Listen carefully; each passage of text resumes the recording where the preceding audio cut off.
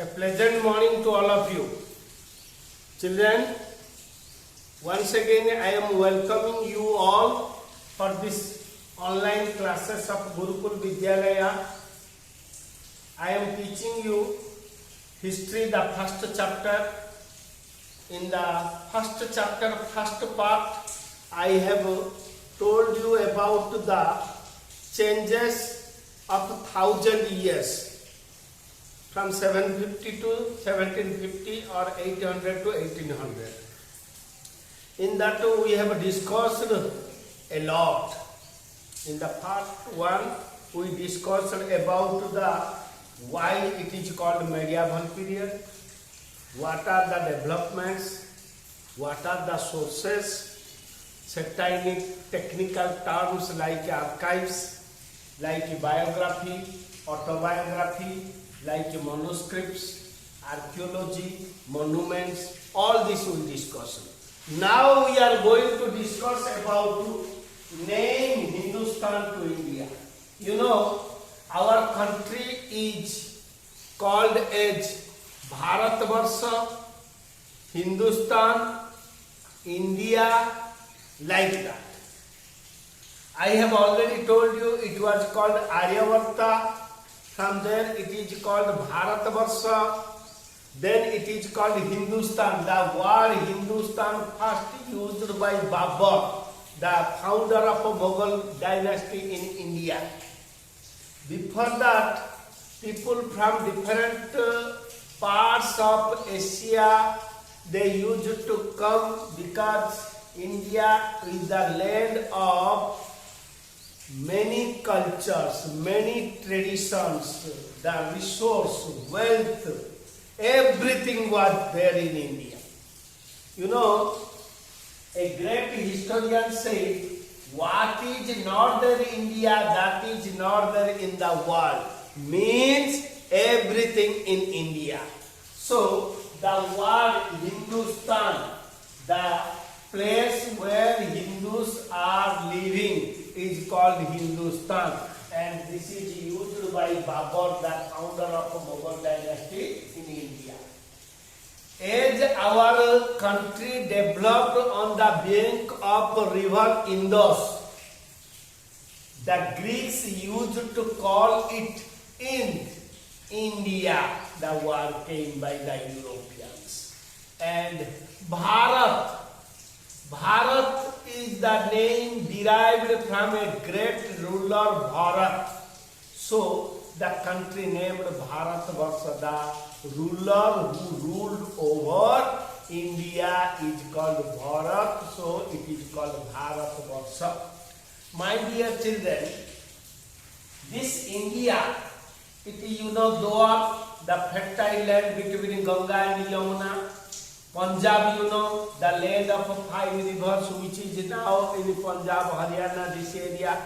This area, River Sindh, this area, a great civilization called Indus Valley civilization. It got the name Indus Valley because it was developed on the bank of a river Indus or Sindhu. The Greeks, they called it Indus, and from that name the country is known as India. So now you understood Hindustan to India. India now because we developed on the bank of a river Indus, and the Greeks used to call it in Europeans make it India. So we are famous as Indians. Now, we will discuss about the major changes between 750 to 1750. What are the major changes you see? Already I have told you. We have major changes like many languages developed during this period. Many languages, many kingdoms. More foreigners, they have come to India, foreigners like Turks, Mughals, Genghis Khan, Mongols, all they came, invaded India, ruled over India, plundered India, looted India, take our wealth and established their kingdom in India. Next, third is many religions. You see, religions. You know, Buddhism, Jainism, Hinduism was there in India, but Sikhism, then Islam, Christianity, it was not there. Sufism, it was not there. Then Bhakti cult, it was not there. It was developed in India during this time. Sufis, CH1, division of Islam, then Sufi culture, then Bhakti culture, then Vaishnavism, Shaivism, Tantrism, Shaktism, all these theories, concepts, ideologies, ideas and customs, practices developed India during this period. Along with that, major religion like Sikhism, founded by Guru Nanak, Islam religion, Prophet Muhammad, when the Mongols, Mughals and Turks, they came, they set up this Islam religion, which holy book is Quran. Then Europeans came and they set up Christianity, the Bible. Fourth is many cultures, food habits, dance forms, music, traditions, customs, practices were developed during that period. Major changes. Next, fifth and important thing is social change. I will discuss this in separately. Social changes. The practice of jati system, community, caste system developed in Hinduism. This jati system was not in hereditary, but slowly it became hereditary and become a curse to the society. Brahmins, Kshatriyas, Vaishyas, Sudras were originated according to their proficiency of work, according to efficiency, according to their work-loving activities. But later on, it become permanent, hereditary, and the jati system become an evil practice in the society. It become antisocial, illegal, inhuman practice. So this jati system is also developed. Sixth one is many major kingdoms, major social groups like Sikhs, Marathas, Jats, Mughals, all this they developed in India. So this is many kingdoms.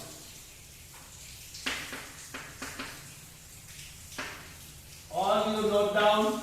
These are the major changes developed in India during the time of this. And we will see what are the social and economic condition. Here I would like to tell you social and economic condition.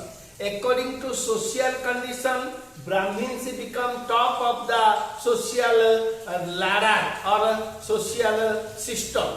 They used a beautiful language called Sanskrit language for teaching, and Sanskrit is not belongs to any other people. The Brahmins used to speak in Sanskrit. They used to do puja. They used to do religious activities with the help of Sanskrit language. Then come to another important thing is economic condition. You see, previously people were hunters, food gatherers, all this. Now they become settlers. On the bank of rivers, they developed their civilization. The availability of water, fertility of land, then transport facility, good climate made the people to settle on the bank of a river and develop the dynasties or kingdoms.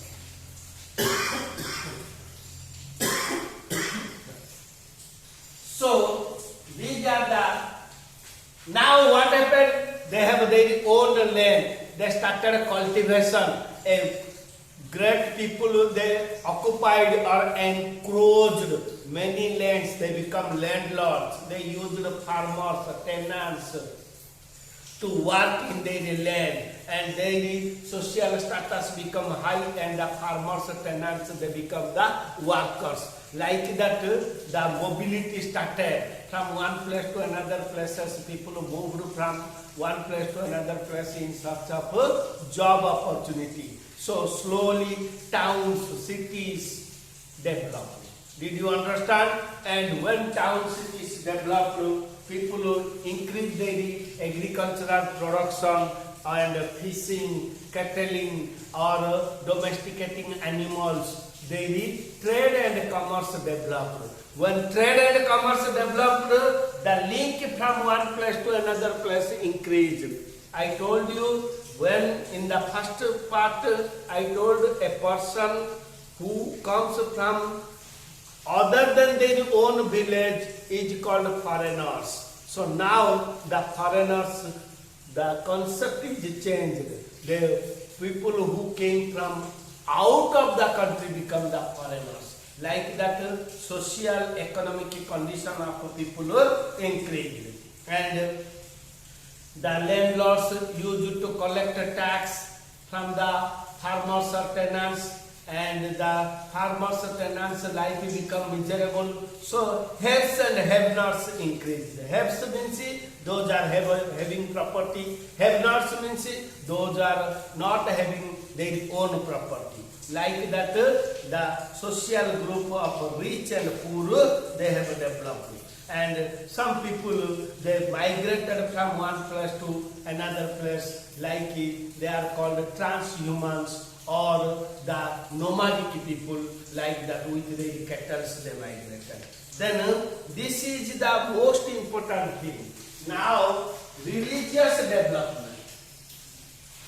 I told you the medieval period witnessed the development of Islam religion in India, Sufi culture in India, Bhakti culture in India, Sikhism in India, the Rajputs, the Sikhs, the Marathas, they popularized Hinduism, Shaktism, Jainism, Buddhism, all this.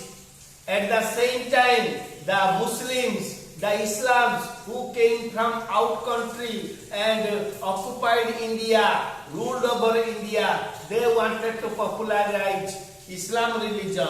And slowly in the 17th century, the Christian missionaries, they came to India. They moved to different parts of our country. Their main aim became to make Christianity a major religion in the Hindu-dominated country like India. So these are the religious development. Bhakti cult. Bhakti means, bhakti, you know, it is one type of a concept to complete surrender before the God. Bhakti, bhakta. Bhakta means the disciple. You know, bhakti is the way or method to get the grace of God.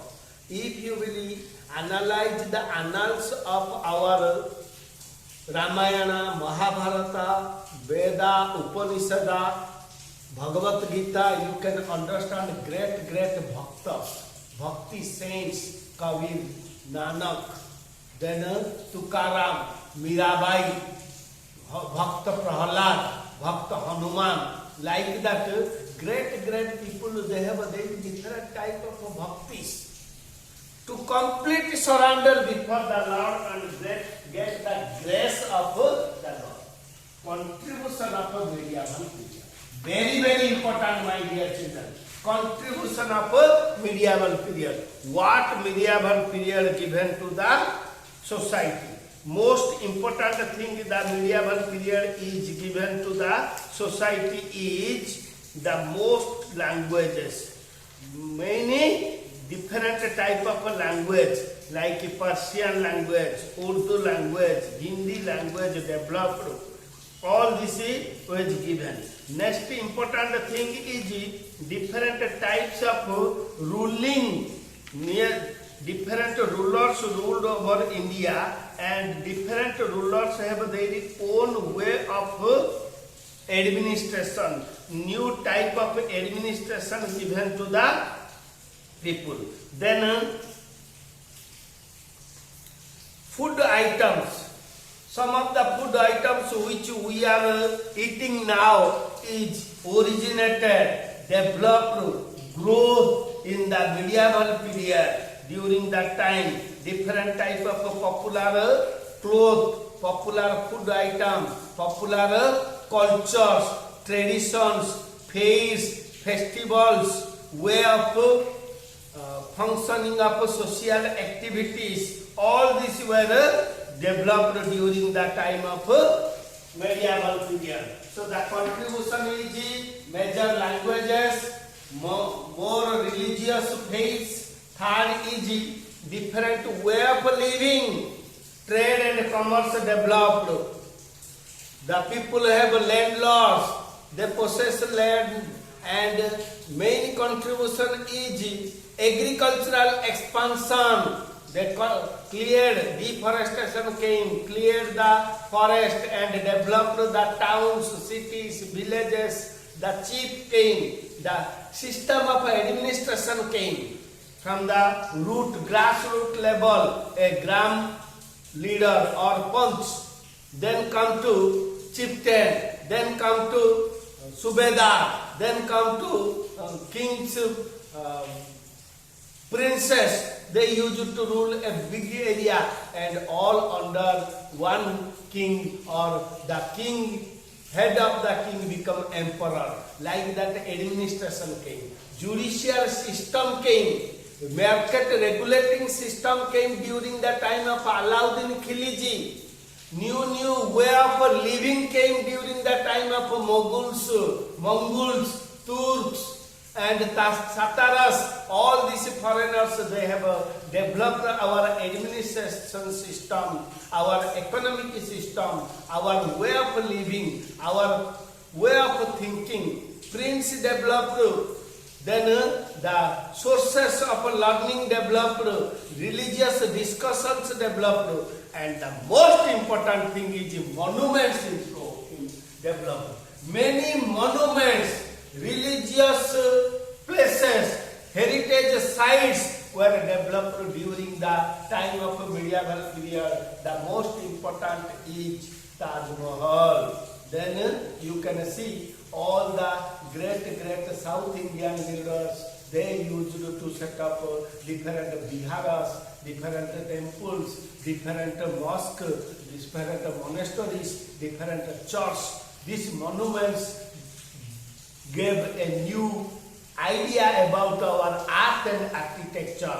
Paintings developed, food habits developed, way of living developed, way of clothing developed, way of speaking developed due to the development of a language. At the same time, mobility of people from one place to another place. Before that, people used to be confined in a particular place. Due to the agricultural expansion, technological advancement, production, people moved from one place to another place to sell their goods or purchase their goods. So market system developed. Then administration, law and order, then market control policy. All this witnessed the major contribution of medieval period to the India. Sources. I have already told my dear. Sources. Sources means the modes or methods or the ways or the ideas how to get information, the source of information. The main sources is archaeology. Second is the inscription. Third is the monuments.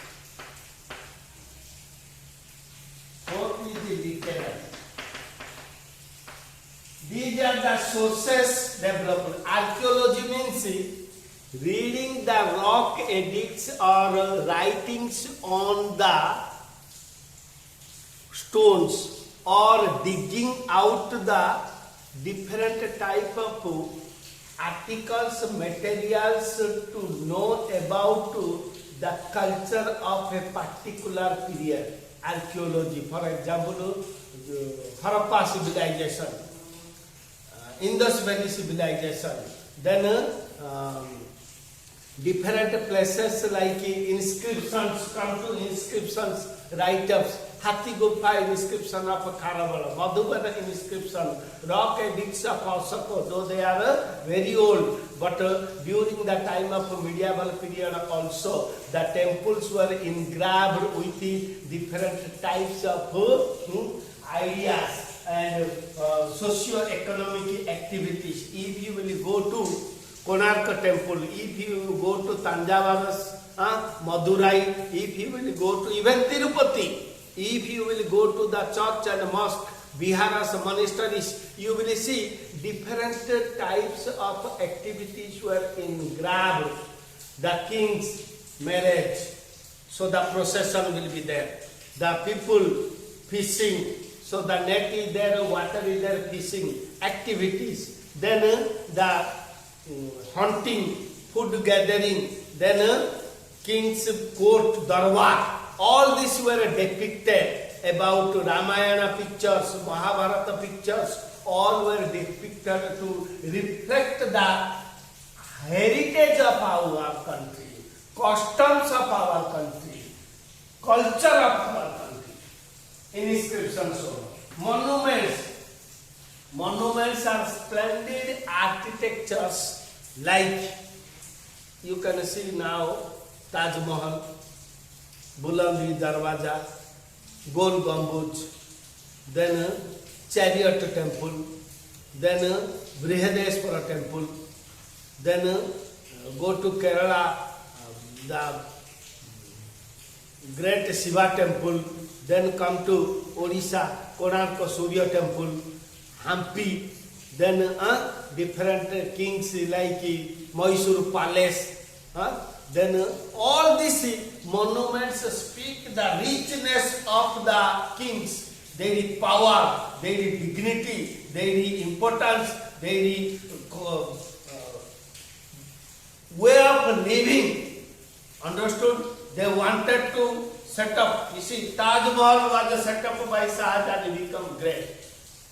Chalukyas, Cholas, Pandas, Hoysalas, Badamis, all these people, even the Mughals, even the Turks, Qutub Minar, Kutubuddin Aibak and Iltutmish, all these Mauralis, from where we are getting our national emblem, that area. Then come to south or this area, what? Vijayanagaram kingdom is there. Then Karnataka, Bareilly. Then come to Tamil Nadu, Madurai. Then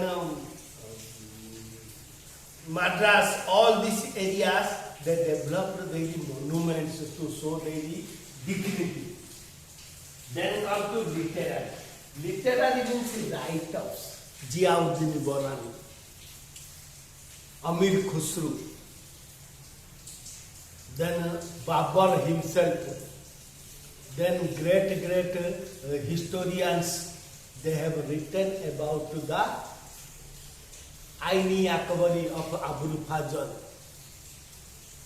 Hukoki, Siuki, all these great Raj Tarangini of Kalahans, Bana Bhattas, Harsha Charita, Kadambari, then come to Devi Chandragupta. All these literary works, books speak about the king, their way of administration, their social life, their economic status, their political administrative capacity, all these literary sources. I will tell you about the social change once again. You know, there was no class no difference among the people. But it was not going well. So, in order to make the work in an efficient manner, in a perfect manner, the people, they divided the society into 4 social groups. Kshatriyas, top is Brahmins, Kshatriyas, Vaishyas, Sudras. So, they have started this jati system, and one head will be there, they will be controlling the jatis. It was not hereditary, I have told, but it social change. When economic development, your salary was 5,000, how you are living in the society? You are managing to live with the society. Suddenly your income increased to 1 lakh, your life changed. So economic standard changes the social status. Like that, when the people engaged in farming, cattle rearing, fishing, then what happened? Their income increased, their way of living increased. Then what happened? When they have gone to different places, they understood different way of life, different food habits, different way of wearing the dress. All this made them to change their social life. And the society, traders, architects, teachers, lawyers, then come to cobblers, then come to masons, all these employees, all this came. A social grade came. Social grade came due to economic development. These social changes brought a drastic change in the social life of the people of India. Now we will discuss about the Mughals. 1526, Babur from now in Afghanistan. This area he has come. He defeated Prithviraj Chauhan, then set up Mughal dynasty in India. His son Humayun, Humayun's name is the most powerful, perfect person, luckiest person or opportunity person. But he was the only ruler of Mughal dynasty who was more unfortunate, because when he became king, he was removed by CH1. He roamed here and there, Then when he attacked CH1, defeated and occupied Delhi, immediately after only he died. 1555 he occupied Delhi and 1556 he died. So most unfortunate, though his name was fortunate. Then come to Akbar, the great, who was one of the greatest ruler of the world was ever produced. He has developed the socio-economic administration system of India, religious development. He himself started one religion called Dini life, though it was not there.